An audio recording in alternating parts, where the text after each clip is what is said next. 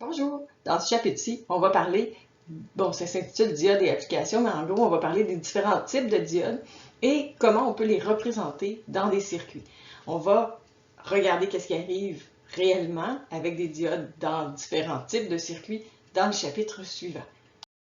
On a vu plus tôt qu'une diode, c'était une zone P connectée avec une zone N, donc qui vont d'une certaine façon représenter une anode et une cathode comme si c'était une minuscule pile. Mais ici, évidemment, ça ne se comporte pas de la même façon si elle est branchée en direct ou en inverse. Dans un circuit, on va le représenter de cette façon-ci, avec un triangle et une petite barre ici. Le sens direct de la diode, c'est de faire passer le courant dans le sens de la flèche. Donc, vous pouvez visualiser le triangle comme si c'était une flèche. Donc, quand je branche mon circuit de cette façon-ci, la diode ici est branchée, elle est connectée en direct, elle est polarisée en direct, parce que le courant fourni par la pile va passer dans la diode dans le sens de la flèche. Alors que si je branche la pile à l'envers, en inverse, bon, elle est polarisée en inverse, si je branche la pile, le côté positif de la pile, branché avec la barre sur la diode, puisque le courant voudrait normalement passer dans ce sens-ci. Puis on a vu qu'en théorie, le courant ne passe pas à l'envers dans une diode. Donc si je branche ma diode de cette façon-ci, le courant ne va pas passer, à moins qu'il soit vraiment très élevé, comme on va le voir un peu plus tard. Donc on peut se poser la question, si j'ai branché ce circuit-ci avec une diode ici, est-ce que la diode elle est branchée en direct ou en inverse? Donc ma question, est-ce que le courant dans cette branche-ci s'en va par là, donc vers le bas, en direct, ou si le courant s'en va de l'autre côté, donc en inverse? Alors comment je peux faire ça? Considérant que je ne sais pas vraiment si elle est branchée en direct ou en inverse, et donc je ne sais pas s'il y a du courant qui passe réellement dans cette branche-là. Donc ici, c'est difficile de résoudre le circuit si on fait juste utiliser les méthodes qu'on avait vues en électricité, là, comme les lois de Kirchhoff. C'est pas suffisant parce que j'ai une inconnue ici, je ne sais pas qu'est-ce qui se passe là. Qu'est-ce qu'on fait dans ce temps-là? On fait ce qu'on a vu dans le chapitre 1, c'est-à-dire qu'on va utiliser le théorème de Thevenin. On va remplacer toute cette affaire-là ici par une source et une résistance. Puis ma résistance de charge, ma charge finalement ici, ça va être la diode. Donc, on va trouver notre équivalent Thevenin, comme on l'avait vu au chapitre 1, en posant que les points de chaque côté de ma charge, je vais les appeler A et B, et je vais remplacer tout ce qui est à gauche ici par une source puis une résistance équivalente. Alors, si on se sert de la méthode qu'on a vue au chapitre 1, on va trouver que la tension de Thevenin, V Thevenin, vaut 0,8 volts et que la résistance de Thevenin vaut 21 kΩ. Là, je ne l'ai pas fait le détail. On a vu comment faire au chapitre 1. Je vous invite vraiment fortement ici à vérifier que vous êtes capable d'obtenir ce résultat-là à partir du circuit de la diapo précédente. Donc, si je remplace tout le circuit de tantôt par ceci, je vois qu'il reste une seule source et le courant passe bien dans le sens de la flèche de la diode et donc elle est réellement branchée en direct. Donc oui, il y a du courant qui passe dans la branche où se trouve la diode. Un des labs qu'on va faire vraiment bientôt, c'est le laboratoire où on va étudier ce qui arrive à la diode quand je la branche sur une source de tension variable. Donc ça veut dire qu'on va en fait tout simplement augmenter la valeur de la tension puis observer la valeur du courant qui passe dans la diode. Donc ce qu'on va observer, c'est que tant que la tension est vraiment faible, donc en bas de 0,7 volts, on va avoir à peu près aucun courant. Donc, à part quelques petits électrons qui passent par-ci, par-là, qui créent un certain courant de fuite, mais sinon, on va observer un courant négligeable. Et quand on va dépasser la tension du seuil, on avait vu, le silicium, c'est à peu près 0,7 volts, quand on va dépasser ça, bien là, le courant va se mettre à augmenter de façon très notable. Donc là, au début, on n'a presque pas de courant, on va être dans les micro-ampères, quelque chose comme ça. Puis tout d'un coup, quand on dépasse 0,7 volts, bien là, on va observer des courants de plus en plus grands à mesure qu'on augmente la tension. Si je fais passer le courant à l'envers dans la diode, donc je mets la tension à l'envers sur ma diode, je la polarise en inverse. Qu'est-ce qui va arriver? Bien, il va arriver que j'aurai, encore une fois, très, très peu de courant. Donc, encore une fois, quelques petits micro-ampères par-ci, par-là, qui sont juste des courants de fuite, encore une fois, donc juste des électrons qui s'enfuient, qui vont dans des directions opposées à ce qu'ils devraient, mais juste parce qu'ils bougent nécessairement. Mais quand on va atteindre une certaine tension, on va appeler ça la tension de claquage, à ce moment-là, quand on dépasse cette tension-là en inverse, on va avoir des courants qui vont apparaître, qui vont être très très grands, encore une fois, en inverse, dans la région inverse ici. Si on veut faire une approximation de comment se comporte la diode dans un circuit, ce qu'on dit en première approximation, c'est ce qu'on avait dit précédemment, c'est-à-dire que ma diode, elle laisse passer le courant dans un sens, puis elle laisse pas passer le courant dans l'autre sens. Donc, je pourrais faire l'approximation, puis dans certains circuits, ça serait tout à fait acceptable de faire ça, de dire, ben, si je branche la diode en direct, le courant passe, c'est comme si j'avais un fil, puis si je la branche en inverse, le courant passe pas, c'est comme si j'avais un trou dans le circuit. Ça, c'est ma première approximation, c'est théorique, c'est la méthode idéale. En deuxième approximation, là, c'est un petit peu plus proche et c'est souvent celle-là qu'on va utiliser, c'est de dire, ben, en réalité, le courant est nul jusqu'à ce que j'obtienne 0,7 volts. Et là, quand je dépasse une différence de potentiel, une tension sur ma diode de 0,7 volts, à ce moment-là, je vais avoir un courant. C'est-à-dire que le courant va passer. Qu'est-ce que ça veut dire? Ça veut dire que c'est comme si dans mon circuit, la diode se comportait comme une pile de 0,7 volts branchée à l'envers. Donc, j'ai mon courant qui irait vers la droite. J'aurais une chute de potentiel ici de 0,7 volts, tout simplement. Si je la branche en inverse, ben, il ne se passe rien du tout. Ça veut dire que je n'ai aucun courant qui passe. Et ça veut dire que c'est comme si j'avais, encore une fois, comme dans la première approximation, c'est comme si j'avais un trou. Je considère que le courant ne passe pas. Donc ça, c'est notre deuxième approximation. Souvent, les problèmes qu'on va vous poser dans ces chapitres-là, on va vous dire, considérez la diode en deuxième approximation. Ça veut juste dire considérer la diode comme une chute de potentiel de 0,7 volts. La troisième approximation, qui s'approche un petit peu plus de ce qu'on a vu dans la courbe caractéristique, c'est-à-dire que quand on arrive à 0,7 volts, le courant apparaît, mais qu'ensuite, le courant, il va dépendre de la tension qui est mise sur la diode. Donc, on va tenir compte d'un effet d'une petite résistance interne ici. Et si mon courant s'en vient vers la droite dans mon circuit, comme ça ici, je vais remplacer la diode par une source de 0,7 volts branchée à l'envers et une résistance interne. Généralement, cette résistance interne-là, on peut faire l'approximation qu'elle vaut à peu près 0,1 ohm. C'est pour ça qu'on va rarement utiliser la troisième approximation. Remarquez que dans toutes les approximations qu'on a faites, on ne tient jamais compte de l'effet en inverse. On ne considère pas nécessaire. La plupart du temps, on s'intéresse à ce qui arrive à la diode quand elle est branchée à l'endroit. Donc, la troisième approximation ici, on retrouve en inverse le même trou qu'on avait vu précédemment. Et donc, en inverse, on considère encore une fois qu'il n'y a aucun courant possible.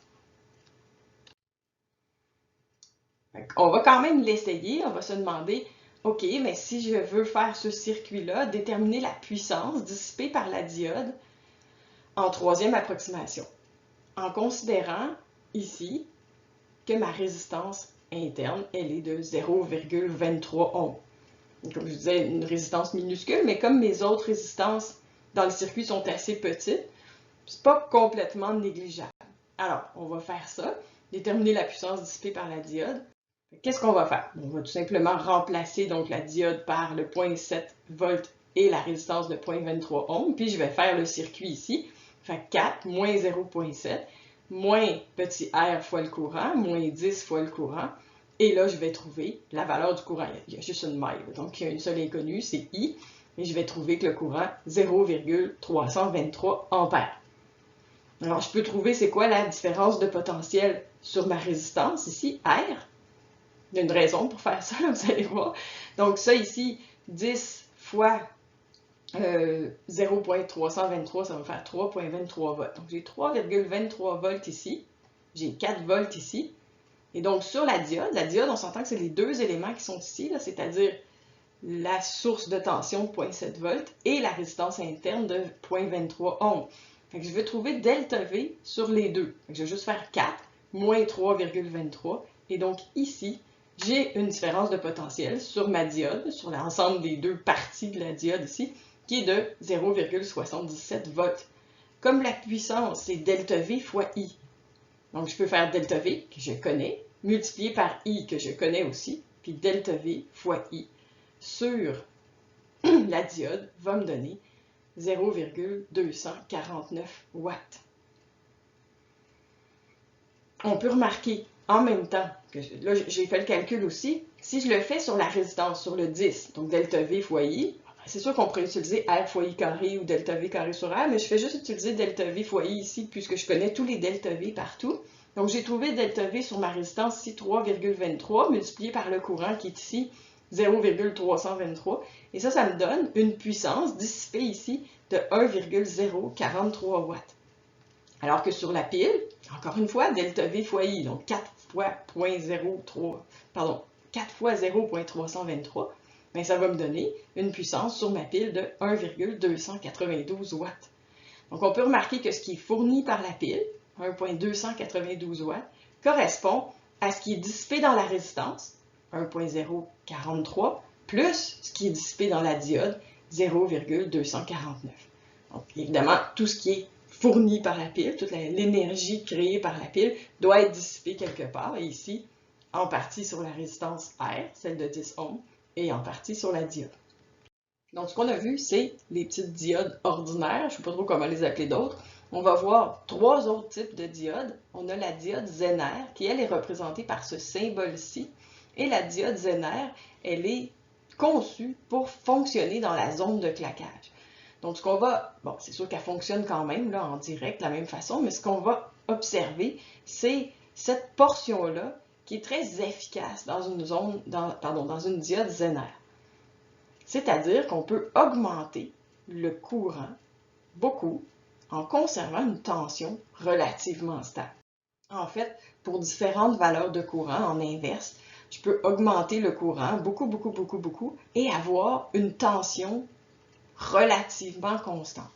C'est-à-dire que pour un certain courant faible, bien, je vais avoir une tension qui est identifiée ici Vmin. Puis là, j'augmente le courant et là, à ce moment-là, je vais avoir une valeur de tension Vmax qui est très similaire à Vmin. Donc, sur le graphique ici, ça a été exagéré, mais donc ma tension est à peu près constante pour différents courants ici. Pour produire cet effet-là, ce qu'on appelle l'effet Zener, ce qu'on a fait, c'est qu'on a utilisé des ondes P et N qui sont très fortement dopées. Ce que ça fait, c'est que la zone de déplétion, elle est très étroite. Et quand le champ devient suffisamment grand, il y a des atomes qui vont se mettre à être ionisés et ça va créer un effet d'avalanche parce que chaque électron qui est ionisé de son atome va aller frapper d'autres électrons et ioniser d'autres atomes.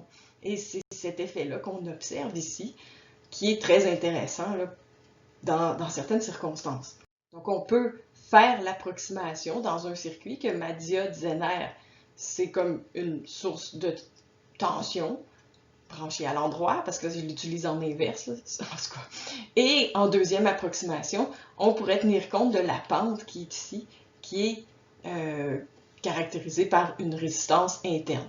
La plupart du temps, on va l'utiliser tout simplement en première approximation, c'est-à-dire considérer que la tension sur la diode, elle est constante.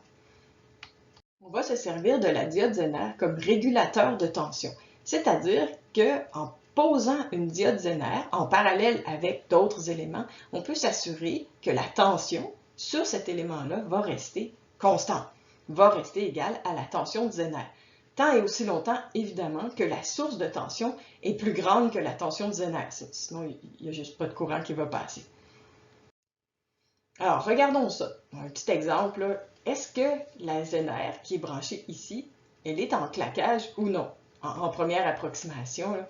Donc, en considérant tout simplement que la tension sur la diode Zener, elle est de 10 volts. Donc, ce qu'on va faire, c'est qu'on va se servir, encore une fois, du théorème de Thevenin.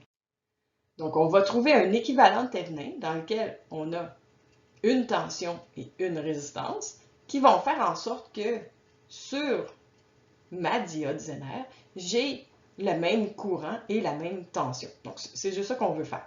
Comment on fait ça? On va considérer ce circuit-là, le tour ici, comme on le faisait avec les autres circuits qu'on a vus précédemment. Là, il faut faire attention, à peu près tous les exemples que je vous ai donnés, la résistance de charge était à l'extrémité droite. Remarquez ici que ma diode Zener puis ma résistance de 1000 ohms sont branchées en parallèle. Donc j'aurais pu mettre la 1000 ohms ici puis la diode Zener là, puis ça aurait été vraiment la même chose. Donc qu'est-ce qui arrive ici? Si j'enlève la diode Zener, qui est ma résistance de charge, qui est ma charge sur mon circuit, et que je cherche la tension entre les points A et B. Mais finalement, la tension que je cherche ici, c'est la même que la tension sur ma résistance de 1 kΩ puisqu'elles sont branchées en parallèle. Alors, je vais faire ma loi des mailles sur tout le tour aussi. Hein. J'ai enlevé la résistance de charge. Qu'est-ce que ça fait? J'ai 18 moins 270 fois I moins 1000 fois I égale 0. Donc, je peux trouver le courant qui passe autour ici. Ça va me donner 0,0142 ampères, donc 14,2 milliampères. Et là, je peux trouver la différence de potentiel sur la 1000 ohms qui va être égale à la tension entre les deux points rouges ici, entre mes points A et B. Donc, dans ce cas-ci, 1000 fois mon courant, 14,2 volts ici. Ça veut dire que la tension entre les deux points rouges, c'est 14,2 volts. Et ça, c'est la tension de Thevenin. Maintenant, je peux trouver la résistance de Thevenin, encore une fois, en remplaçant la diode Zener qui est ici par un ohmmètre et en remplaçant la source qui est ici par un fil. Fait que si je mets mon ohmmètre ici, puis qu'il me reste cette résistance-là et celle-là, puis que ça ici c'est un fil, j'ai en réalité deux résistances en parallèle. Celle-là et celle-là sont branchées en parallèle par rapport, l'une par rapport à l'autre, par rapport au ohmmètre qui lui est ici. Il faut faire attention à ça, là, comment c'est branché. Donc, refaites le dessin vous-même si vous n'êtes pas certain de ce que je suis en train de vous dire. Donc, mes deux résistances en parallèle, la 270 puis la 1000, vont me donner une résistance équivalente de 213 ohms. Puis ça, c'est ma résistance de Thevenin. Ça veut dire que dans le circuit ici, j'ai 14,2 volts et 213 ohms. Donc, mon courant, il va bien passer à l'envers dans la diode Zener. Et ma tension de Thevenin, 14,2 volts, est effectivement plus grande que la tension de Zener, le 10 volts qui est ici. Donc, qu'est-ce qui va se passer dans mon circuit? Ce qui va se passer, c'est que j'ai une partie du courant qui va passer dans le 1 kΩ, mais que la diode Zener, elle va maintenir la tension sur la résistance de 1 kΩ à 10 volts. Donc, il va passer exactement suffisamment de courant dans la diode qui est ici pour que la tension, dans la résistance qui est ici, pardon, pour que la tension soit de 10 volts. Le reste du courant va passer dans la diode. Si le courant ici, si on augmente la source qui est ici, qu'est-ce qui va se passer? Bien, si j'augmente la tension de la source, ce qui va se passer, c'est que je vais avoir plus de courant qui va passer dans la diode Zener, mais pas plus dans la 1 kΩ, et ça va conserver la tension sur la résistance de 1 kΩ à 10 volts. Donc, quand j'ai une diode Zener quelque part, qu'est-ce que ça veut dire? Ça veut dire que ce qui est branché en parallèle avec la diode Zener est égal à la tension de Zener, en notant, encore une fois, que la différence de potentiel théorique là, soit plus grande. Parce que c'est sûr que si je mets une source de 2 volts, j'aurai pas 10 volts ici. Ça se peut pas. Donc, il faut être logique aussi. Il faut quand même que ce soit possible qu'il y ait 10 volts sur ma diode Zener. Donc, continuons le problème, puisque la question était de trouver en deuxième approximation quel est le courant dans la diode Zener, et j'avais considéré ici la résistance interne comme étant 6 ohms. Ça veut dire que je vais remplacer ma diode Zener par une pile de 10 volts et ma résistance interne par une résistance de, et la résistance interne de 6 ohms. Qu'est-ce que j'ai ici? J'ai 14,2 moins 213 fois le courant, moins 6 fois le courant, moins 10, la tension sur ma source, qui est l'équivalent Zener, et donc j'ai fait le tour. Donc ça ici, c'est mon équivalent Thevenin que j'avais trouvé tantôt, et je remplace ma diode Zener par une résistance et une source de tension. Donc là, 14,2 moins 213 fois I moins 6I moins 10 égale 0. Je vais trouver dans ce cas-là que le courant qui va passer dans la diode est de 19,2 milliampères. Troisième type de diode, la DEL, la diode électroluminescente. Donc, dans une diode ordinaire, conventionnelle, l'énergie, la puissance qui est dissipée, elle se dissipe toute sous forme de chaleur. On peut doper le silicium par différents éléments bien particuliers qui vont faire en sorte qu'il y a une portion de cette énergie-là qui, au lieu d'être libérée sous forme de chaleur, va être libérée sous forme de lumière, ce qui va créer de la lumière, donc qui va créer ce qu'on voit dans les diodes électroluminescentes, donc de la couleur. Donc, il faut faire attention à ça. Par contre, les DEL, c'est très fragile. Si on les branche à l'envers, elles grillent presque instantanément. Donc, ça reste un élément assez fragile à utiliser. On va en utiliser des DEL quand on va arriver en électronique numérique, quand on va faire les circuits. Donc, une DEL bien caractéristique qu'on connaît tous, les cadrans numériques qui indiquent des chiffres, entre autres, qui pourraient indiquer autre chose aussi. Donc, on va voir que l'intensité, la quantité de lumière qui va sortir d'une DEL va dépendre de la source de courant qu'on utilise, donc du courant qui va passer au travers, et que ça a comme caractéristique, ce qui rend ça très pratique, les DEL, c'est que la tension nécessaire pour les allumer, c'est vraiment faible. On n'a pas besoin d'alimenter ça avec beaucoup d'énergie. C'est une des raisons pour lesquelles les DEL ont remplacé la plupart des ampoules incandescentes, parce que ça nécessite beaucoup moins d'énergie pour créer la lumière. Ça dure aussi beaucoup plus longtemps, donc c'est quelque chose de très... ça a une longue vie par rapport aux autres sources de lumière qu'on avait précédemment. Et ça a comme avantage aussi de s'allumer et de s'éteindre très rapidement, contrairement au néon qu'on a dans les classes, par exemple, là, que tu allumes ça, puis là, ça part, puis ça fait du bruit, puis ça prend un certain temps. Une DEL, c'est on-off, puis il y a de la tension, il y a du courant, il n'y a pas de tension, il n'y a pas de courant, puis c'est instantané. Et grâce aux différents matériaux dopants, ben maintenant, on a des DEL de toutes sortes de couleurs. Donc, la dernière couleur, je crois que c'est le bleu, à avoir été trouvé, a permis à son inventeur de gagner un prix Nobel, donc quand même. Alors, ça c'est la diode électroluminescente. Une dernière sorte de diode, la photodiode.